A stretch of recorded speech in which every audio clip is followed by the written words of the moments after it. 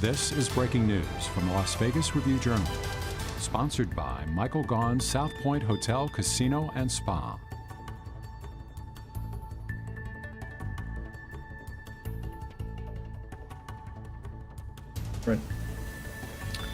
But before I do so, I do want to say two things. First, we want to extend our deepest condolences to Jeff's family and friends, as well as everyone that worked with them in the media.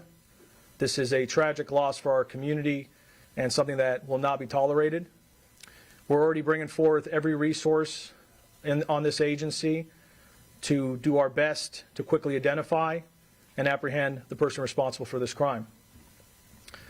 The second thing I want to say is thank you to the members of the public, many of them who have already provided information and are assisting us with the investigation. This is a top priority, and there's no doubt that we do not have the same success when we try to work it alone. And that's why this agency has always been in the front of trying to work with our community, and we appreciate the assistance we've already gotten. With that said, I'll start off by providing a brief recap into the initial 911 details, our initial response, where we are currently in the investigation, and then I'll wrap up and talk most importantly about something that you and the public as a whole can really help us try to advance this case even faster. So this past Saturday, we received a 911 call where the caller had indicated that he had found an unresponsive male on the side of his home. Our officers immediately responded, and then they found the victim on the side of his home, deceased with what appeared to be stab wounds. Our homicide investigators immediately responded, and we immediately enacted our major case protocol, which is it's a mechanism we use to bring together a variety of different resources and to try to really accelerate and maximize the investigation as quickly as possible. In this case, as our detectives quickly discovered the high-profile nature of the victim's job and the incident as a whole, we wanted to make sure that we maximize the investigation as quickly as possible. So we enacted our major case protocol, and we began aggressively working the investigation. Everyone in our unit's been working nonstop since the holiday weekend began, since the incident began, and they'll continue to do so nonstop until we identify and apprehend the suspect. For those that are a little unfamiliar with major case protocol, I'll just briefly say this is something that we have done before in certain situations. If you'll recall, we had an incident on New Year's Eve where we had a double homicide and a robbery series associated to that we enacted major case protocol, and it proved to be very successful. We also had this past February a very violent sexual assault of a juvenile that happened in the northeast part of town. We did the same thing. We enacted major case protocol, and that helped us apprehend the suspect very quickly.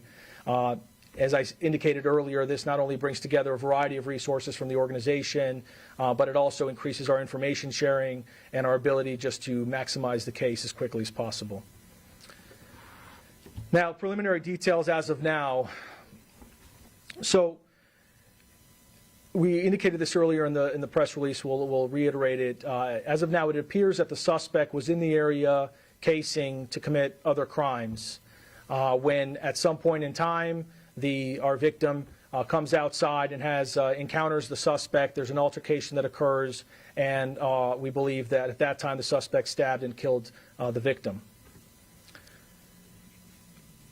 We're at a point now where we are still very early into the investigation. There's still a lot of development that happens, but because of the protocol we've enacted and just the reality is the relentless nature of our investigators and wanting to solve this crime as soon as possible, we've made a tremendous amount of progress, but we still have more work to do. This is still early into the investigation.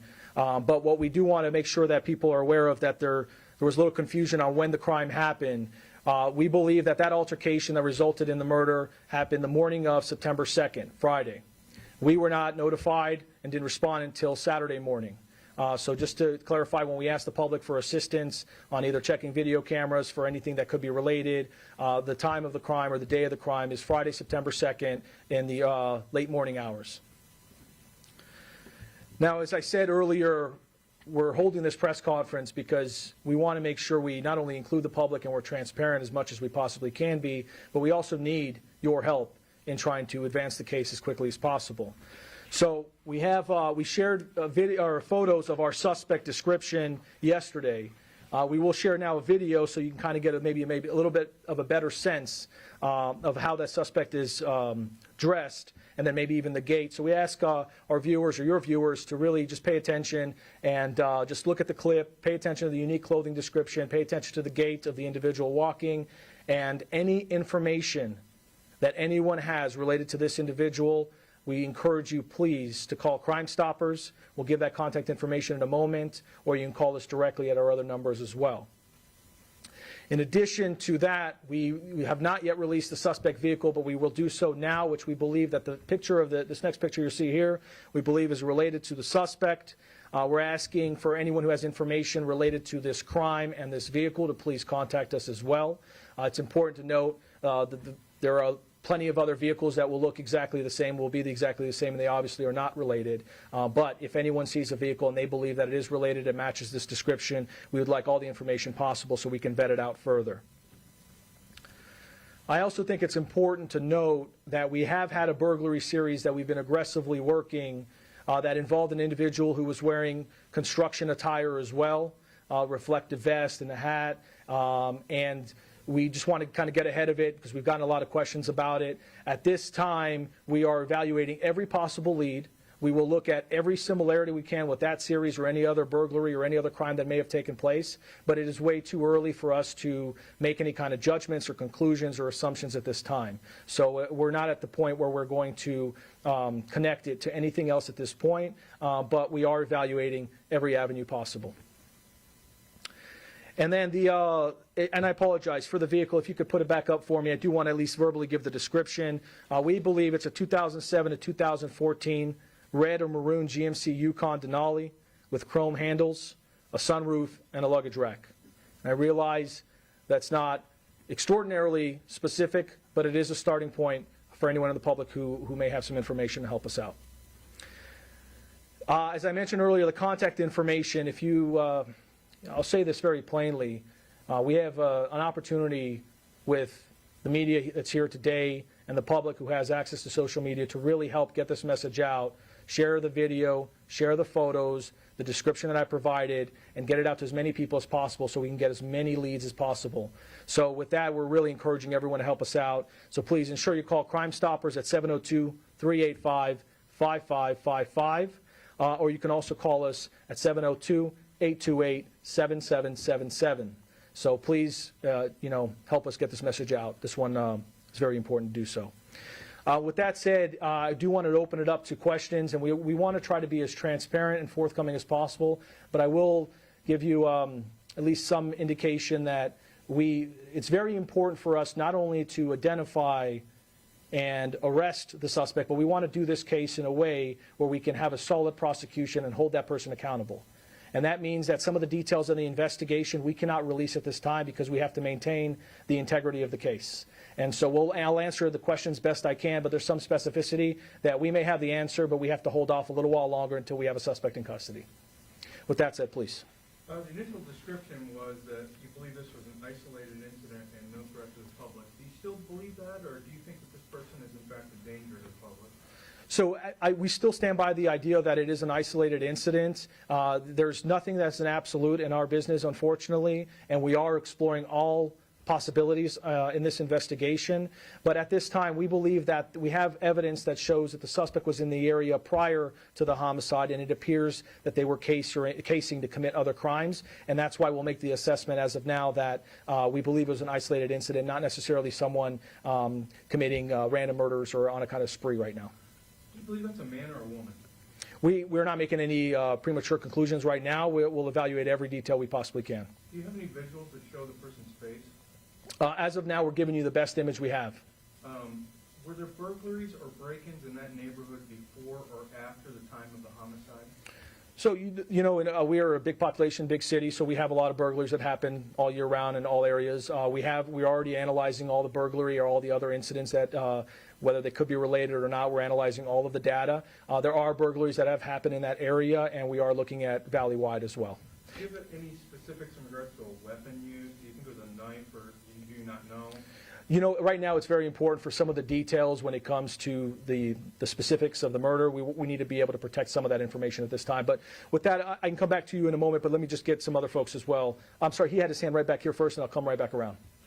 Kind of piggybacking off that first question, is there any reason to believe the victim's occupation had anything to do with the motive for the stabbing? At this time, we want to make sure we evaluate every single lead, every single theory, every possibility. So we don't want to prematurely say yes or no.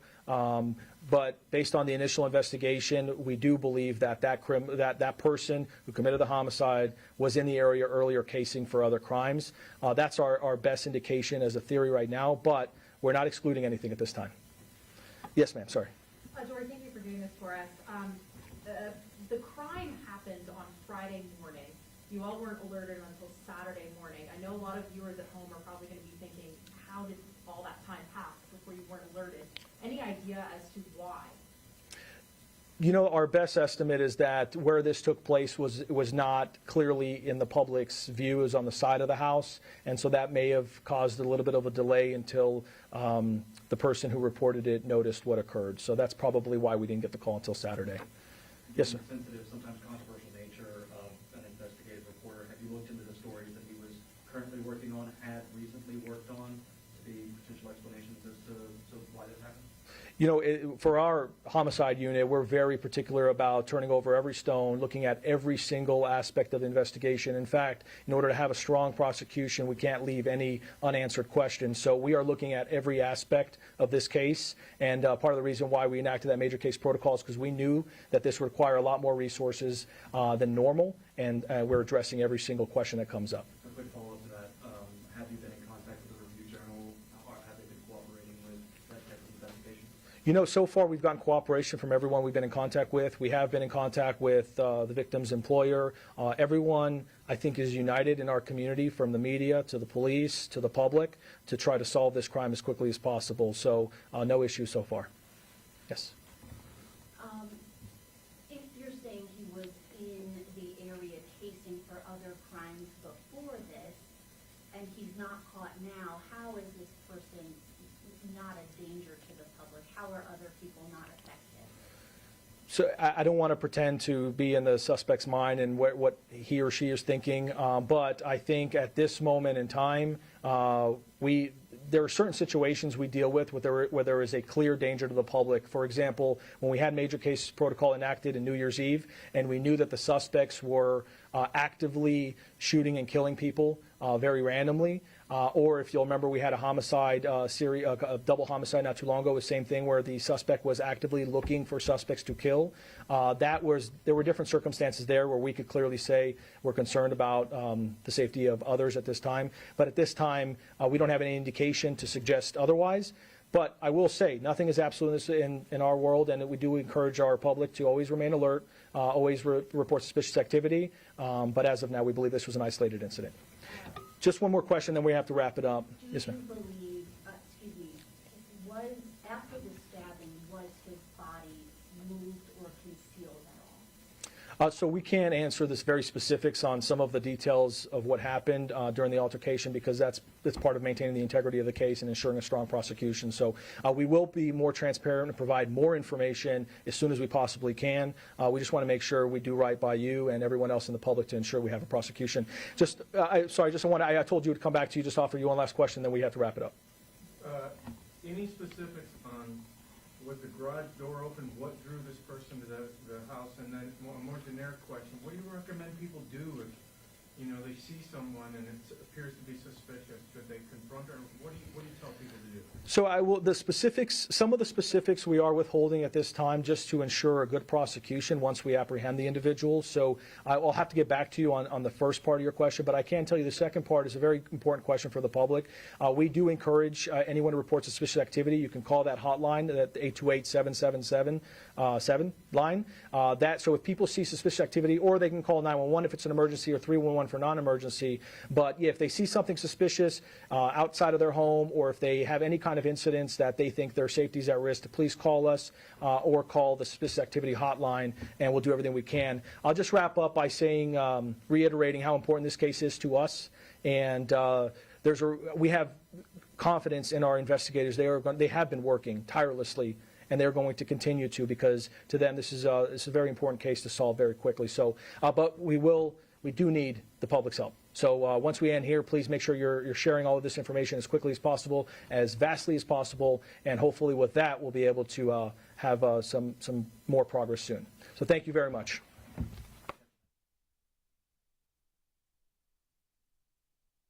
You've been watching breaking news from the Las Vegas Review-Journal, sponsored by Michael Gaughan's South Point Hotel, Casino, and Spa.